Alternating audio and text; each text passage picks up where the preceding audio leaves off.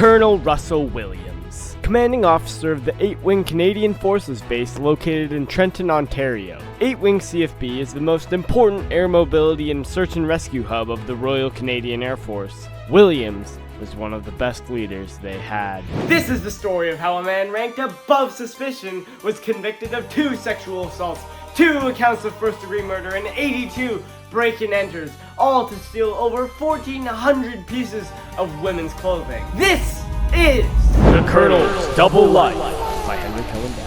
It all began in Tweed, Ontario on the night of September 8th of 2007, the Colonel's first break-in. Williams owned 2 houses. There is his private cottage in Tweed, and then there is the house he owned with his wife back in Orleans, Ontario. Williams spent a lot of time in this cottage in Tweed. This was for 2 reasons. One being that the cottage was much closer to the Canadian Forces Base. The other being that the cottage served as the perfect base for a series of break-ins soon to come. His first break-in was a neighboring house he broke into while the family was gone. He stole some women's clothing, took pictures of himself in pornographic poses while wearing these women's clothing, then left completely undetected. Only years after would the family know what had just started in their home that night.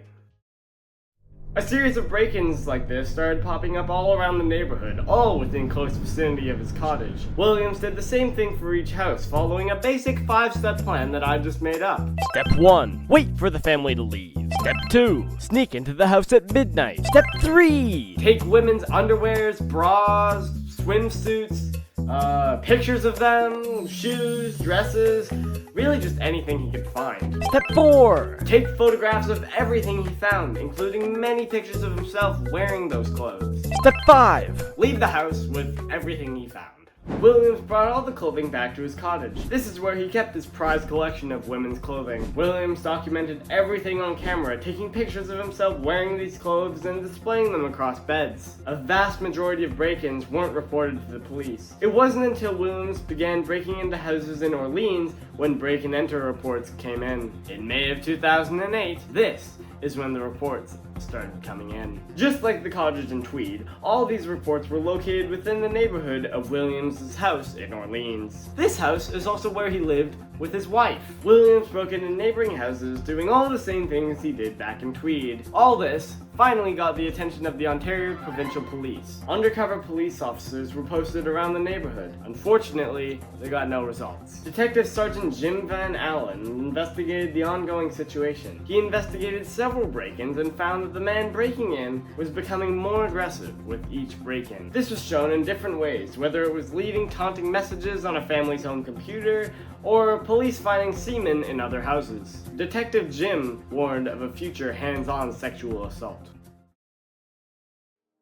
September 17th and September 30th, 2009, the Colonel's first big attack. The first one being on September 17th, back in Tweed, near his cottage. Williams broke into a woman's home as normal, but this time she was home sleeping. Williams blindfolded her and bound her. He then stripped off all her clothes and forced her to pose nude for his photograph collection. He left a couple of hours later, leaving no trace back to him. Williams did the exact same thing on September 30th, about 2 weeks later, but to another woman. Only after this attack did the OPP begin to do something. The OPP went door to door searching for any information people might have on the man known as the Tweed Creeper. The OPP went to Russell Williams' house, but he wasn't home for questioning. When the police learned that Williams was a high-ranking commanding officer, they skipped his house, thinking it couldn't be him. Williams' next-door neighbor, Larry Jones, was put under major suspicion though instead. After investigating him for several weeks, including a full search through his property, Larry was found to be innocent. No way. November 23rd, 2009. The Colonel's incremental break-ins hit one of the biggest peaks that night. On the night of November 23rd, 2009, Williams broke into the house of a Marie-France Como. It's a French name. I don't know. She was a flight attendant who worked under the command of the Canadian Forces Base in Trenton. Williams struck Marie-France on the back of the head with a flashlight. He then raped her, and she was beaten if she resisted. Williams finished the job by wrapping her face with duct tape, blocking her face and nose, and suffocating her.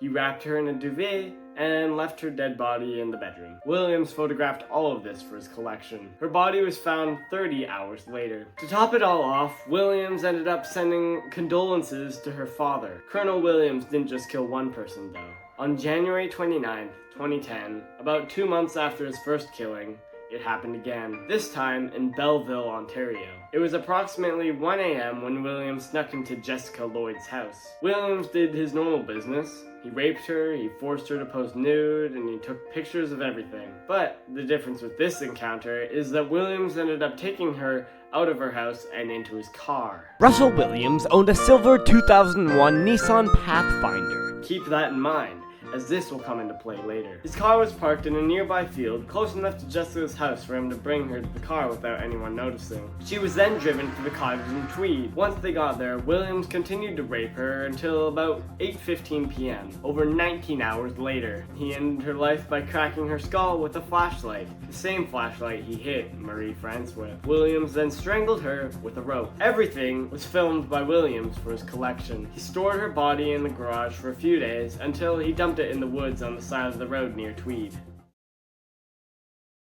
Jessica's body was reported after not showing up for work and not being home, despite her car and all her things still being in her house. A major search was launched by the OPP. This search also included search and rescue aircrafts from CFB Trenton, authorized by none other than Colonel Russell Williams. A week of searching went by, nothing. Nothing except for one report. A report of a suspiciously parked silver SUV in a field near Jessica's house on the night of her disappearance. Police found tire tracks left by this car that would help them narrow down what car this came from. Those weren't the only tracks found leaving Jessica's house though. Police found boot tracks also walking away from her house that night. The OPP decided to set up a fake drunk driver's checkpoint along the highway so they could ask people questions. Through this checkpoint, the OPP examined many tire tracks to see if they would match the ones found leaving Jessica's house. Colonel Russell Williams went through this checkpoint in his silver 2001 Nissan Pathfinder. He was trying to get through the checkpoint in a hurry, and he made the excuse that he had a sick child waiting at home. Note, Colonel Russell Williams does not have children. After the OPP checked his tires, they let him carry on with his day. The police found that Williams' treads matched those found in the field. No way. He was then put under police surveillance because of this. After a few days, the OPP called him into the police station to simply answer a few questions. At this point, the police had figured out that Williams lied about his sick child at home. Little did Russell Williams know that this call to the station to answer these questions would change the course of his life forever. It was February 17th of 2010 when Colonel Russell Williams was called into the police station for the first time. This would forever change his life. Williams met with Detective Sergeant Smith. Okay, so I'm gonna do my best to describe how this interrogation actually went, but I highly suggest that you go watch this video. I've always wanted to do that. This video is actually like so good. This whole interrogation, I highly suggest that you go and watch it instead of, well, I mean, you have to watch this because it's my presentation for class, but like, I'll show clips from this interview, but you can watch his whole interrogation on YouTube. Like, oh, it's so good. It's so cool. Okay, anyways, the interview started at 3 p.m. on a Sunday afternoon. Williams was told he could walk out of the room at any time and ask for a lawyer. Sergeant Smith used many smart interrogation tactics. Williams, on the other hand, is trained not to show emotion in high-pressure situations because of his job. It was a very smart man versus another very smart man. Williams is used to being treated with a high amount of respect, but because of the situation he's in, the interrogator didn't even refer to him as Colonel a single time throughout the interrogation. This is to help show who is really in power of the situation. Smith begins the interrogation by asking simple questions such as, where were you on the night of Jessica's disappearance? Of course, Williams made excuses and denied any sort of involvement. As this whole interrogation is taking place, officers with search warrants were going through both his cottage in Tweed and his house in Orleans in the presence of his shocked wife. Williams is asked to provide blood samples, DNA samples, fingerprints, shoe prints, and all those things. He doesn't have to, but he consented anyways. Unfortunately for him, the shoes he was wearing happened to be the same shoes that he wore on the night he killed Jessica. They were an identical match to the prints the officers found. When Williams is presented with these findings, he begins to get nervous. This is very clear to the interrogator, as looking at Williams' body language, it's obvious. Williams is then confronted with being at Jessica Lloyd's house. He pauses his sentences and doesn't speak for over a minute at some points. He's still making excuses about his wife at this point, but it's extremely clear to the interrogator that Russell Williams is guilty. All Smith must do is make him confess.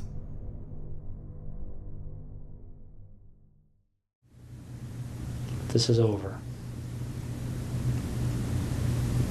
And it can have a bad ending where Jessica's parents continue to wonder where her daughter's lying.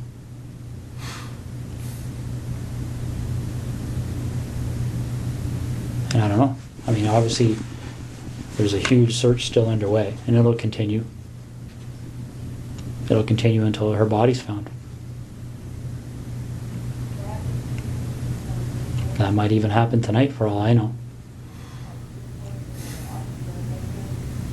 Once that happens,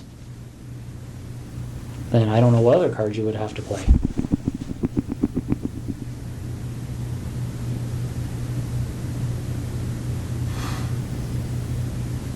So what are we going to do?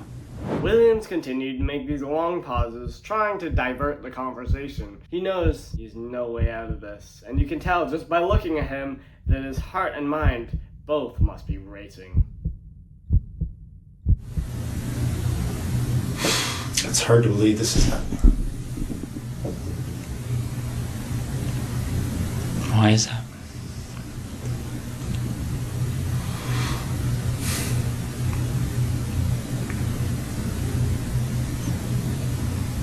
Why is it hard to believe?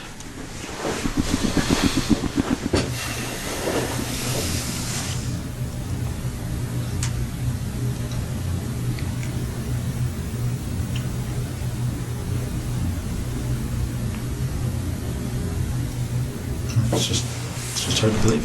Detective Smith confronts William with the facts. It took a while still, but after all this determination from the interrogator, his work was about to pay off. I want to minimize the impact on my wife. So do I.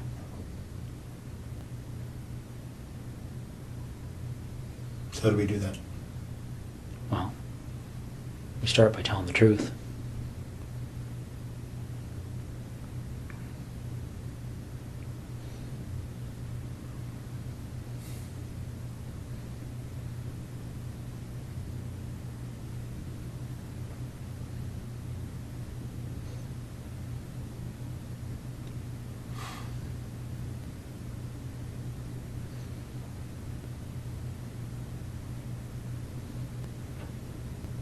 Okay. Okay. So where is she?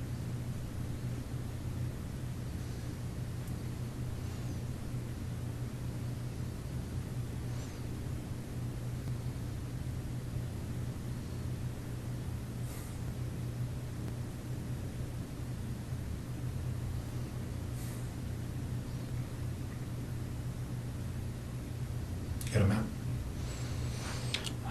Is she close to where she lives? I've got maps of that general area.